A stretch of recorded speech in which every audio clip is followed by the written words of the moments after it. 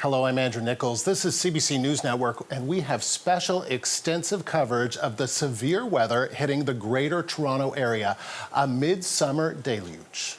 And I'm Dwight Drummond. A line of severe storms has dumped torrential rains on much of southern Ontario today, causing flooded roadways and widespread power outages. We're on top of all developments in Canada's biggest city and beyond. This is a CBC News Network special.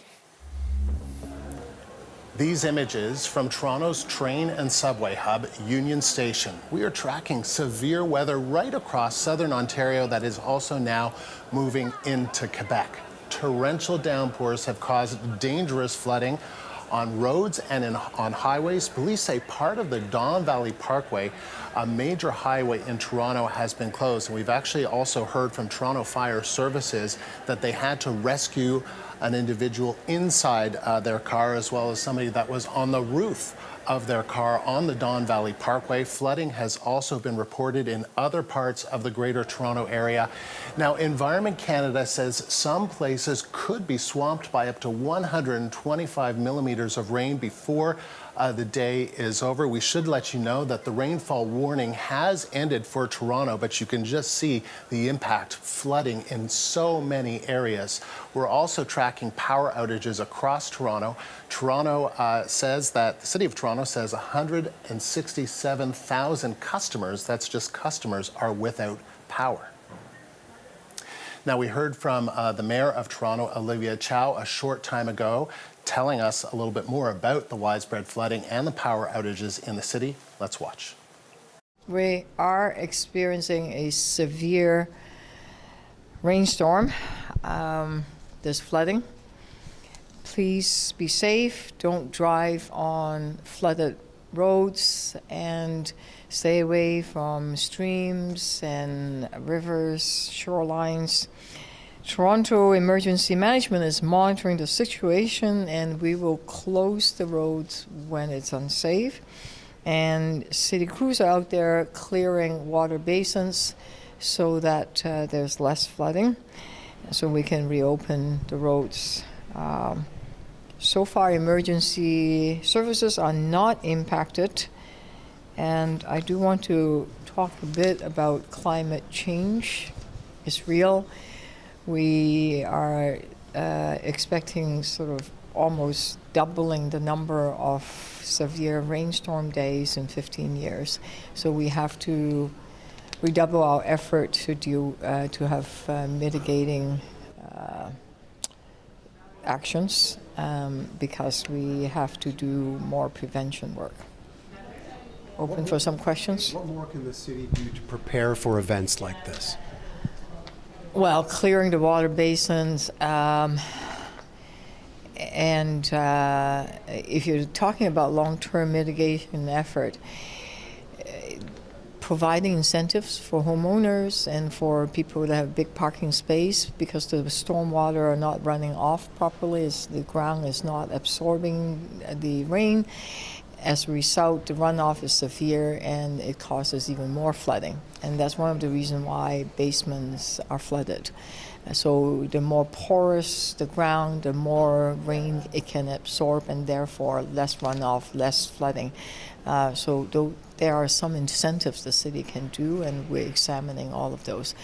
That's prevention work, but for people that are stuck on the roads and because of power outage, because some of the subway stations are closed, because of the flooding, people in this building, some floors we can't use, the basement down here are flooded. It is a severe problem, and we really seriously have to deal with climate change because these kind of days are going to be a lot more frequent. In terms of the leaks that we're seeing here at City Hall, do you have any idea what the issue is, how bad the problem is? Yes. On the second floor, I got to the bottom of it. It's the pipes that are leaking, and when we fix one area, it's just have more pressure, and then the other areas are leaking. Crew were around all weekend trying to fix it, but it's still nowhere near done. So you see flooding in some parts of City Hall. And yesterday, when I was heading out. I noticed all the staircase are leaking. So City Hall is an old building. You see that we need to do a lot more repairs in the city, but we'll do what we can, and we are massively investing in the state of good repair so that there's less flooding going forward. These are roof drainage pipes, right? They're not water pipes, they're roof drainage.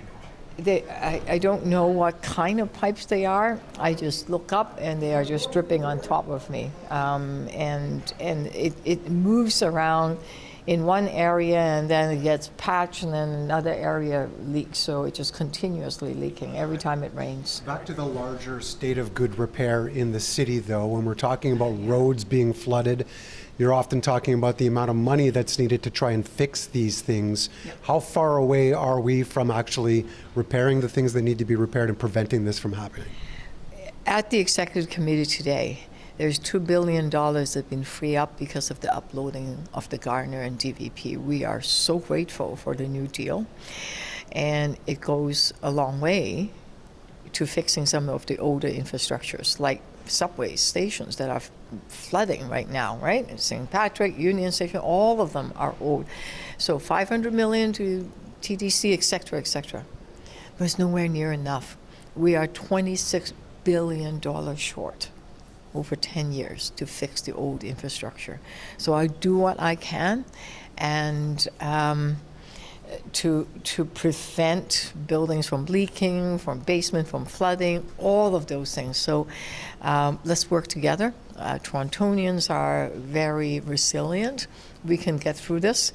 I hope no one is stuck in elevators because of the power outage. That would be horrible. I see cars abandoned in the roadway because of flooding, and I just hope people stay away from lakes, shorelines, streams because of the flooding. It can just rush in, right? It could be dangerous. When it comes to the DVP, it is flooded before. Mm-hmm. It is there's issues with flooding today. Why was it not shut down early enough? I cannot answer that question. I was assured that the emergency service and the management team have been activated early today, this morning, and we know the rain, we can tell it's coming. Maybe the severity of it caught people by surprise, I don't know, but it certainly caught other people by surprise. I had staff that had to go home because the houses are flooding, the ceiling are leaking. So I don't know why DVP wasn't closed. There are some sections that are flooding, and they have closed different lanes when it's necessary, and we'll continue to monitor that. But is that going to be something in the coming days you're going to want more answers on the procedure around it, whether it should be closed earlier to prevent people from having to be rescued or anything like that? Anytime there's an emergency, we need to review whether we've done everything we can, both on the prevention side and the support side when the crisis happens. So, of course, there will be a review so that we, if there are some things we can improve on, I'll guarantee you we will know about it. What other roads are we looking to possibly shut down due to flooding at the moment? I can't give you that information at this point. It depends on where the flooding is. Usually it's around rivers, where there's Humber, the Rouge, the in this case, the Don River. So there are several rivers and ravines that surround the city. And those are areas that, if there are roads beside Humber, Rouge, Don, those are areas that I would imagine if there's flooding, that would happen. Also, if it's beside a huge area that has no stormwater runoff possibility, then the opportunity for flooding is more severe. That was Toronto Mayor Olivia Chow addressing the media last hour.